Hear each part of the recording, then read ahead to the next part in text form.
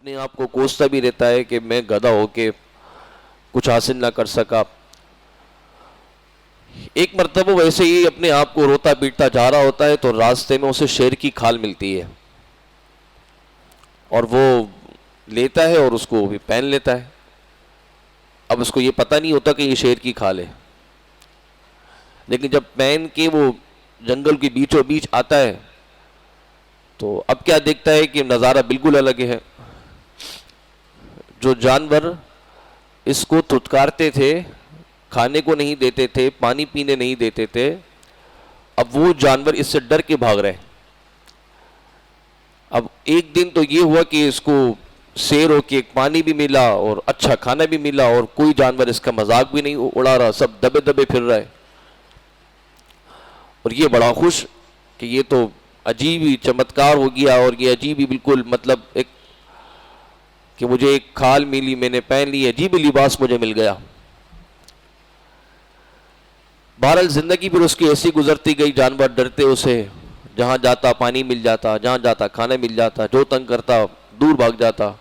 ایسے بڑے ہی وہ حشاش بشاش طریقے سے زندگی گزارتا رہا. ایک موقع ایسا آتا ہے کہ کچھ جنگل کے بھوکے گیدڑ جمع ہو کے شکار کھا رہے ہوتے ہیں. ابھی جب گیدڑ کو دیکھتا ہے تو یہ سوچتا ہے کہ یہاں جا کے مجھے ان کو بھگانا چاہیے، میں ان کو ڈرا کے آتا ہوں. اور وہاں جا کے جیسے ان کے قریب جاتا ہے تو وہ گیدڑ کھانے میں لگے ہوتے ہیں. اس ٹائم وہ بھوکے ہوتے ہیں، وہ دیکھتے ہی نہیں ہیں اس کی طرف. یہ پھر قریب جاتا ہے، پھر وہ دیکھتے نہیں ہیں. کہتے ہیں مجھ سے ڈر کیوں نہیں رہے؟ کیونکہ وہ ایک سلسلہ اس کو ڈرنے ڈرانے والا چل رہا ہوتا ہے ایک عرصے دراز سے، تو وہ اسی عادت کے اندر ڈوب چکا ہوتا ہے.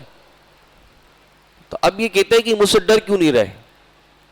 کیونکہ وہ بھول جاتا ہے کہ اس کا ماضی کیا تھا. اب جب اور قریب جاتا ہے وہ نہیں بھاگتے، تو اور قریب جاتا ہے نہیں بھاگتے، پاس آتے نہیں بھاگتے. وہ غصے کے اندر بول پڑتا ہے. اب جیسے ہی بول پڑتا ہے لو جی اس گدھے کی ساری کہانی کا چٹھا کھل جاتا ہے.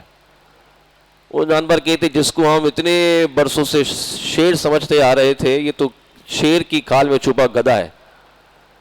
اس کے بعد پھر اس کی جو گد ہوتی ہے پرانی والی وہی پلٹ کے دوبارہ آ جاتی ہے. تو یہاں مولانا روم نے بڑا پیارا کلام کیا. کہا کچھ ایسا ہی موقع انسان کے ہاتھ بھی آتا ہے کہ جب اسے کچھ نہیں ملتا تو وہ محروم ہوتا ہے.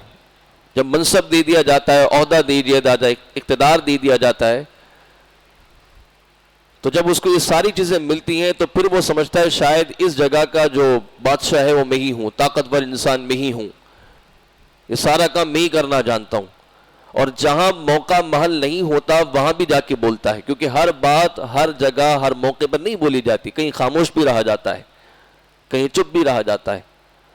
لیکن وہ انسان اپنے آپ کو سمجھتا ہے شاید میرا بولنا فرض عین ہے، میں جب تک نہیں بولوں تب تک فیصلہ نہیں ہوگا.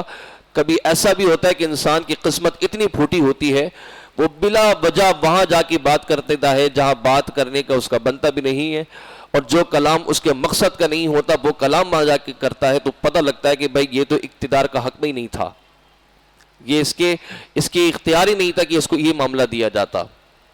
تو انسان کی جو زبان ہوتی ہے وہ انسان کو 90% برائیوں میں مبتلا کر کے رکھتی ہے. علماء صالحین لکھتے ہیں کہ جب حدیث پاک میں آتے نبی علیہ الصلوۃ والسلام نے ارشاد فرمایا کہ جب صبح ہوتی ہے تو جسم کے سارے اعضاء زبان سے درخواست کرتے ہیں کہ تو ٹھیک رہنا، اگر تو ٹھیک رہی تو ہم سب ہیں، تو بولے گی تو اندر چھپ جائے گی پٹتے ہم ہیں.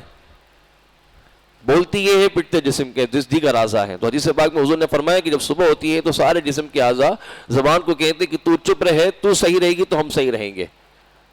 اور یہ اتنی خطرناک ہوتی، چل تو جاتی ہے بعد میں منہ میں جا کے بند ہو جاتی ہے، اور اس کے بعد پھر نتیجہ جسم کے دیگر حصہ بھگت رہے ہوتے ہیں. تو یہی وہ چیز ہے کہ انسان زبان کا اچھا استعمال کرے.